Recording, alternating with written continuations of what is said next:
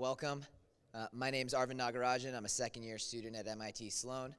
I'm introducing the next evolution of sports speaker, Brett McDonald, CEO of Vantage Sports.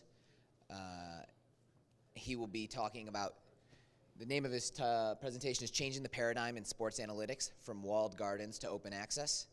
The presentation will run 25 minutes. We'll leave 5 minutes for Q&A. Am I on? Cool.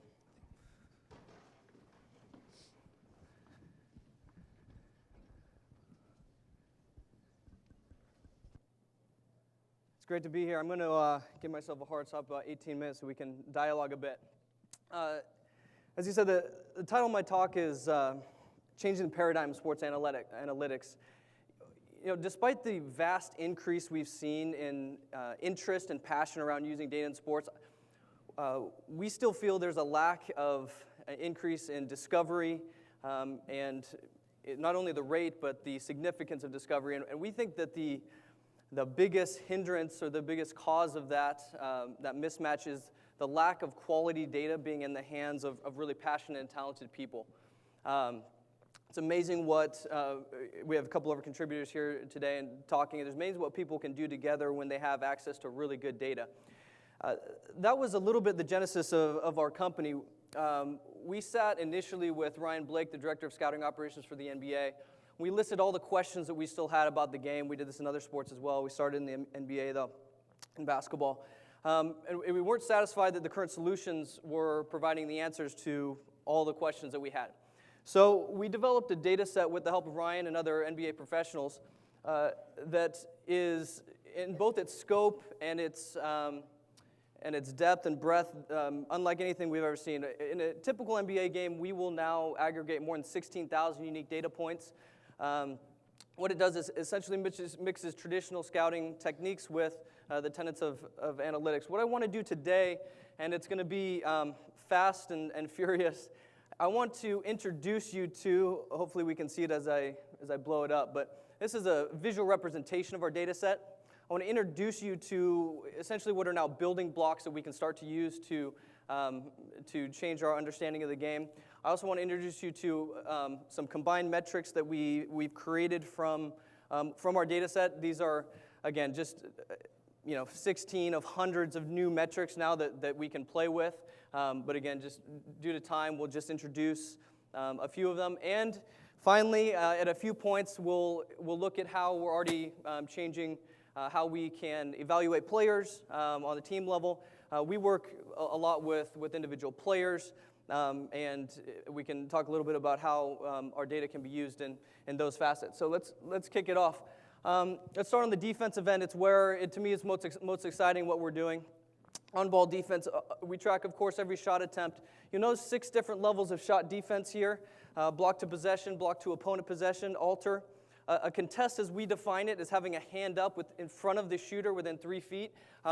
There's some different data providers that will define that differently. And again, most people don't have the idea of a hand being up, which I'll show you the data is crucial, and everybody knows that plays the game. Again, it's why we need better data to analyze it. So we have contest.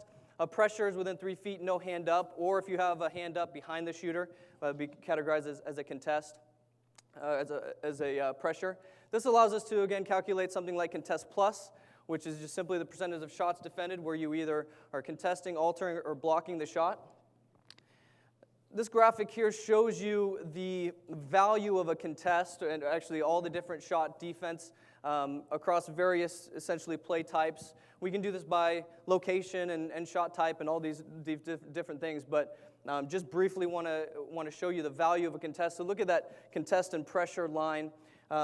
Anywhere from 5, 6, 10% field goal percentage drop we'll see with a contest rather than a pressure, right? Hand down, man down, it's very important to get that hand up.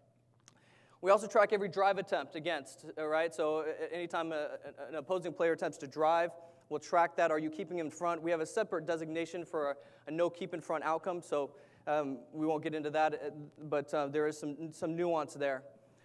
This allows us, again, to create a keep in front percentage, so just a simply percentage drive attempts that you keep in front.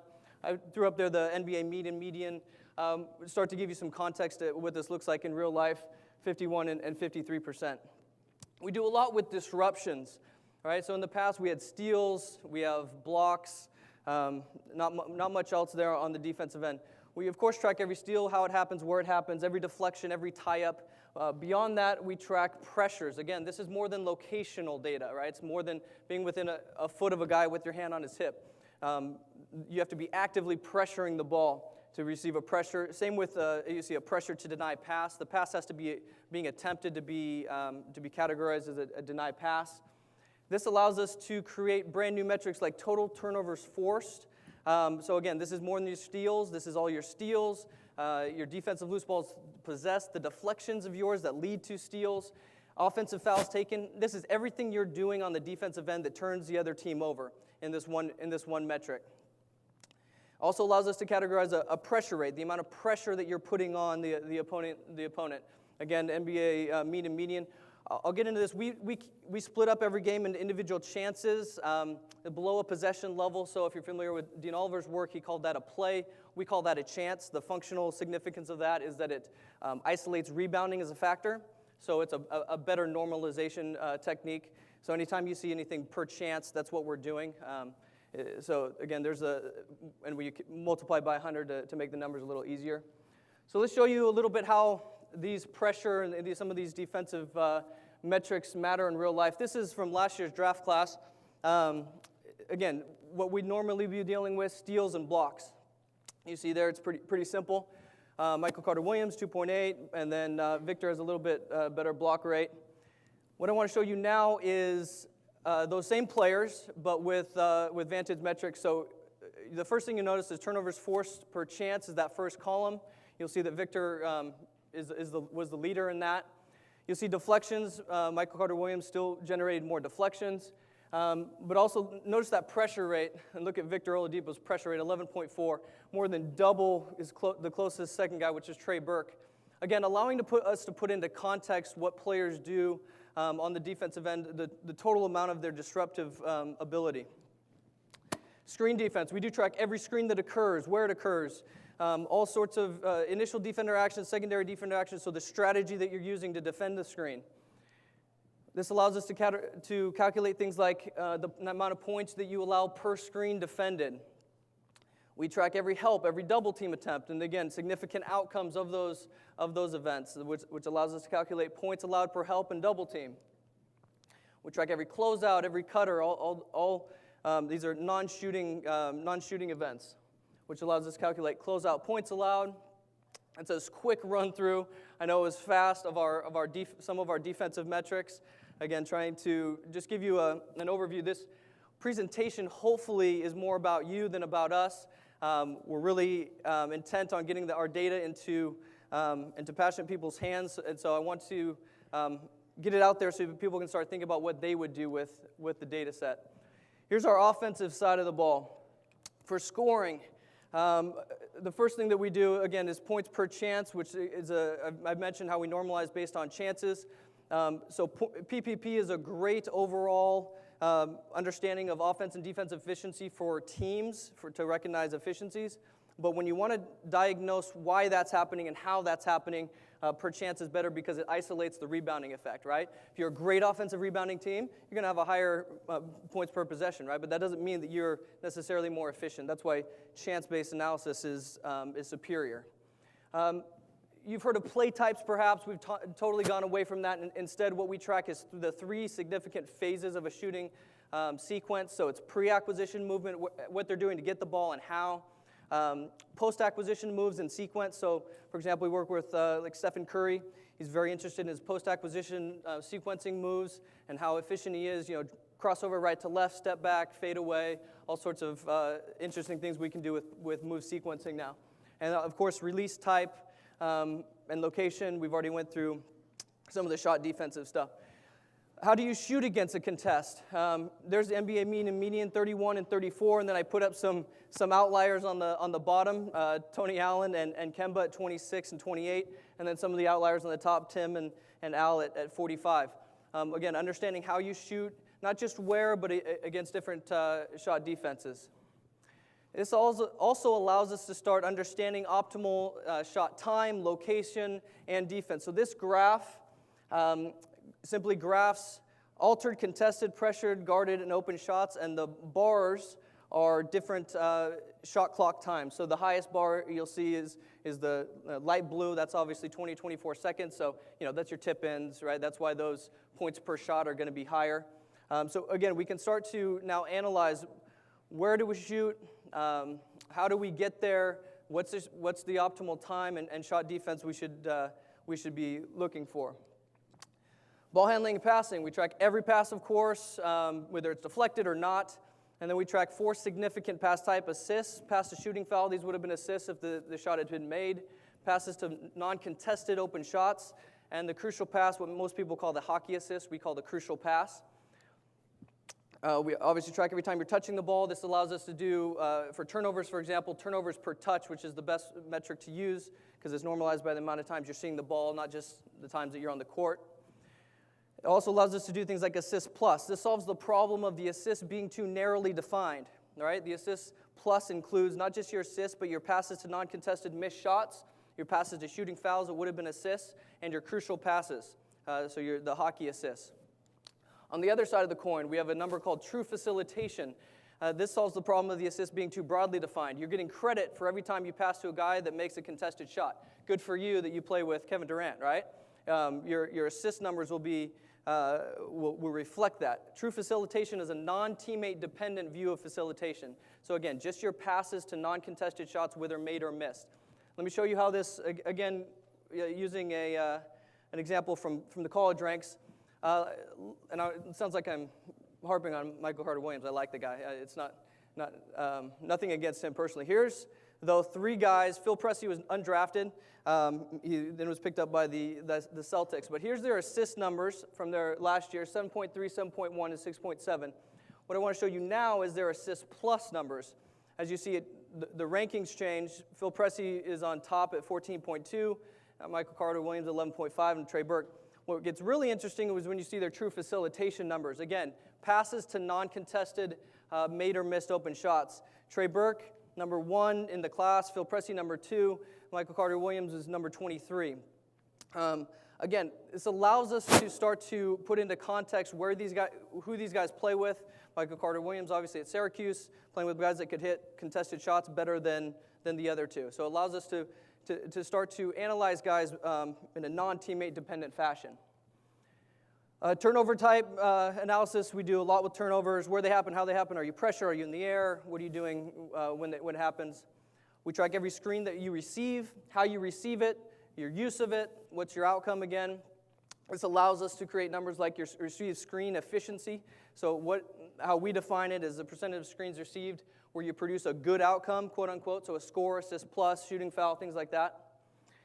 Every screen set is tracked. You'll notice 5 different types of screen effort: contact with the defender, rerouting that defender, no contact or reroute, slip screen, and no effort.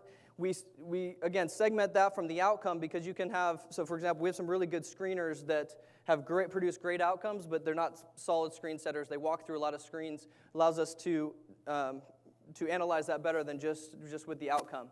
Allows us to generate things like set screen points per chance. Again, how many points you're actually creating through your set screens. We've always given credit to passers. We're finally now able to give credit to screen setters. We've already done a lot of analysis on this stuff. This is a slide showing some work done showing the relative importance of some of our screen metrics to predicting offensive efficiency. So set screen points per chance, which I introduced to you at 0.92, and then just simply screens received per chance at 0.82. And for a lot of this research, as I said, we have some of our contributors here, so if you have further questions, we'd love you to point, that they can handle those. Each of these can be their own paper and is their own paper, again, so we're just going quickly for time's sake. Rebounding, positioning, location. Obviously, outcomes are important here, not just if you're getting the rebound, but tip or deflections that lead to possession, being fouled while attempting the rebound. All those things are functionally the same as getting the rebound.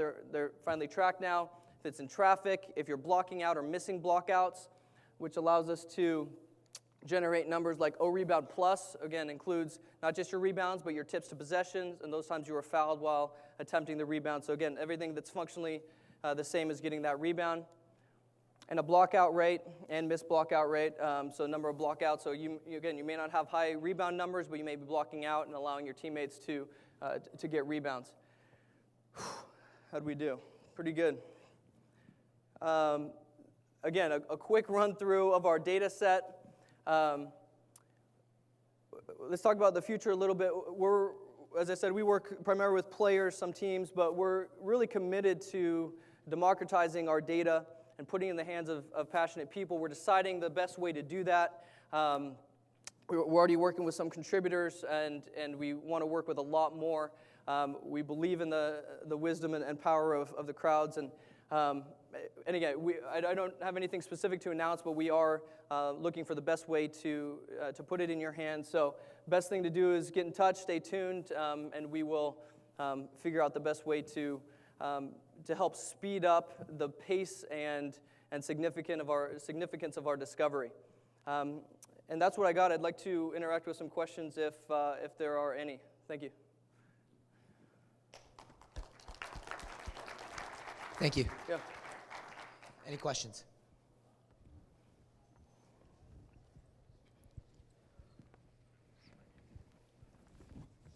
I think you said that NBA was paying for this, for you guys to generate all this data and share it? No, we've had talks with the league office. We're not affiliated with them. We have clients that are teams and players individually, so they pay us individually. In terms of keeping the data or making the data open, when you pitch a league or a team on sharing this data that somebody else is presumably paying for, what's your selling point? Why should a league pay to generate this data and then share it? Well, that was part of the issue, and I won't get too much involved, but we did have discussions with the league office.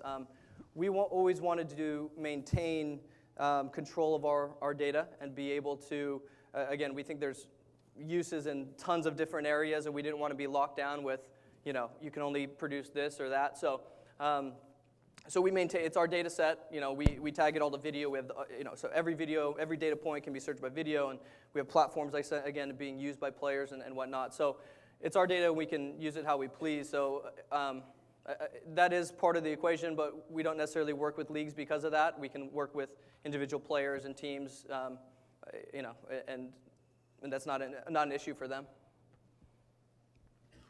Other questions?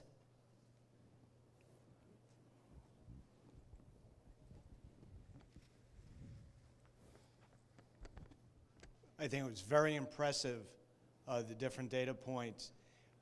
This used with, how'd you get all the video? Through SportsView or through the No, NBA? it's our own process. We built brand new technology, and a hat tip to our ex-Google engineer, Cameron Tangney, who's led our team in building this. So we use video, and so we don't need to install any hardware in arenas, which means we're scalable, right? So we can do NCAA, we can even do high school, we can do anything we want. It's a mixture of computer vision and OCR techniques with full-time data analysts. And anyway, it's a really cool mixture of our technology that allows us to do it. We're pretty fast. We're getting almost to real time in terms of producing it, which will obviously increase our use cases. And we're extremely accurate, more accurate than play-by-play. There was an audit done by the league office, and we were talking with them that we were 99.7% accurate. There's some issues with screen intent. Is he intending to set? But generally, we're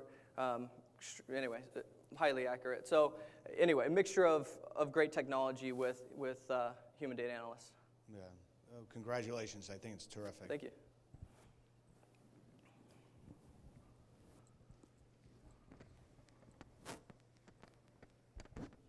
Do you see any issues with the video quality or the camera angle when dealing with potentially high school games or D2, D3, even lower D1 college games? Yeah, we do, and that's part of the reason we haven't kind of rolled out a product there.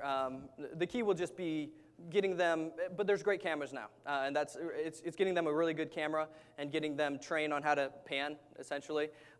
So it's, with the technology nowadays, we don't foresee a big problem, but it'll be an issue of kind of making sure that high school and lower college programs have access to a really good camera, essentially. But that's really, and there's how it's going nowadays, that's not going to be a significant hurdle. You mentioned that you're applying this to other sports as well. We are. Our next sport will be the NFL. We're in talks with, we're essentially developing a data set there. And again, the idea is to make it super actionable. So we're talking with scouts and ex-coaches. And we think it can be applied in all sports. Again, location tracking is fine. It's a technology, but we always prioritize the insights and the data we can get from it. And that's why we're mixing the two. It's not just where you're at, but it's what you're doing and how you're doing it. And so there's a lot contextually that can be gained. So yeah, NFL, we think it can be done in most sports. Obviously, there's less use cases as in like baseball, for example, but soccer, NFL, cricket, whatever. I'm not a cricket expert. Any last question?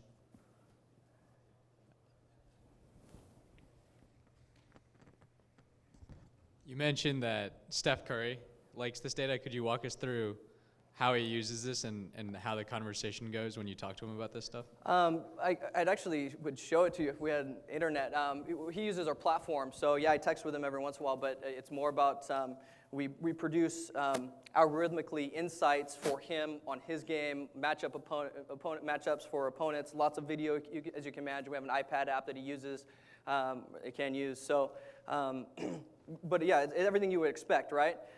We can produce, think about the, so we can algorithmically determine strengths and weaknesses for individual players, for him, based on any of this stuff, and tied to video. The key with dealing with athletes is that it's a ton of information, so we're trying to really pare it down to what's vitally important for them tomorrow. So anyway, again, so he logs on and uses our platform to do that more than like dialoguing with me or someone else.